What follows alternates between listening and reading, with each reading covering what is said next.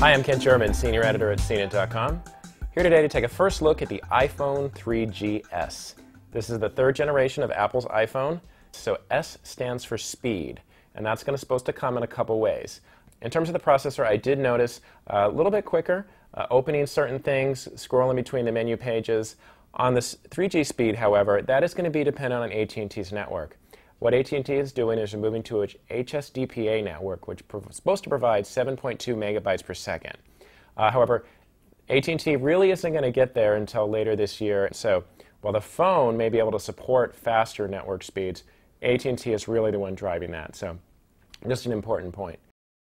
Overall, the phone has almost exactly the same design as the iPhone 3G. It does come in black and white, also comes in 16 gig and 32 gig models. So the 32 gig is new, and the white model will come in both the 16 gig and the 32 gig.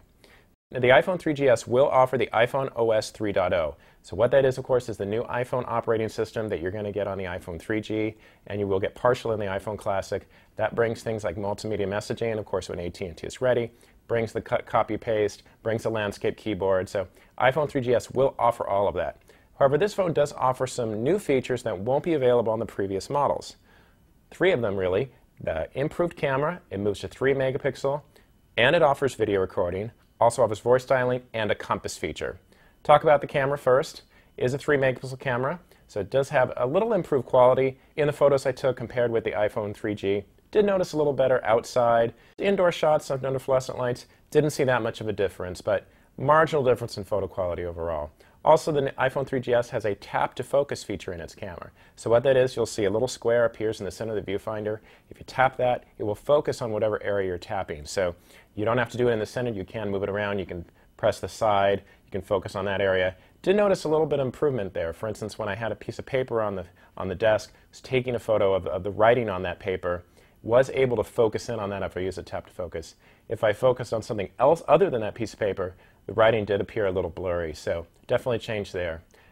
Once you take a photo, a thumbnail of that photo will actually appear at the bottom of the viewfinder down next to the camera shutter. If you press that thumbnail, it will take you directly to the photo gallery application. It's a nice addition, and it saves a bit of time. Video recording is great. We've been waiting that for a long time. There's a little slide button down here to the camera control. Slide that over, takes you right to the video camera. Interface is exactly the same. Just press that recording button, you start, record however long you want, and then you stop. Apple does go a little step further than most phones out there, is you can't edit clips right on the phone. Really easy to use. Once you open a clip you've already shot, you'll see that it's displayed in a linear format. If you click on a little border surrounding that, that border will turn yellow. Then you can move either end and cut the clip how you want. The editing is linear, so you can only cut the middle, you can cut off one of the halves. What you can't do is you can't cut off either end and then splice them together. Also, once you trim it, as it's called in the phone, it replaces the video that you shot. So you want to be careful that if you're doing any trimming, you mean to actually create a whole new video. Once you're finished with the video, you can send it in a multimedia message when that's available. You also can email it and upload it to YouTube. Video quality, on the phone at least, seemed pretty good. Colors were a little muted. It is VGA, but it shoots at 30 frames per second, so could handle movements and actions a lot better than most video phones out there. Another feature is the compass. You can see your latitude and longitude is displayed. You also see the orientation for true north and magnetic north. Also interacts with the maps. You can see your position as usual. Press that bullseye function again. As you turn the phone, the map will rotate. So that's another nice feature as well. Last new feature I want to show you is voice control. You hold down the button. With your voice, you can dial a number, you can get a contact. Another thing this phone will promise is better battery life. And if anyone's used the iPhone 3G, you know that it depletes in about a day. That's a great thing. We're really glad to see that. Battery life is almost double what's offered on the current iPhone 3G. That includes up to 9 hours of Wi-Fi, 10 hours of video playback, 30 hours of audio playback, 12 hours of 2G talk time, so that's in the normal GSM network, and then 5 hours of 3G talk time, so that's when the little 3G is showing up here. The iPhone 3GS will be out in the United States on June 19th. It will roll out to about 80 countries around the world throughout the summer.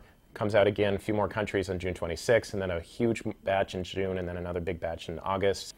Also, if you want to learn more about the iPhone OS 3.0, I did do another video on that where I walk you through those features. I use the iPhone 3G for that, but the interface will be exactly the same. I'm Ken Sherman, and this is the iPhone 3GS.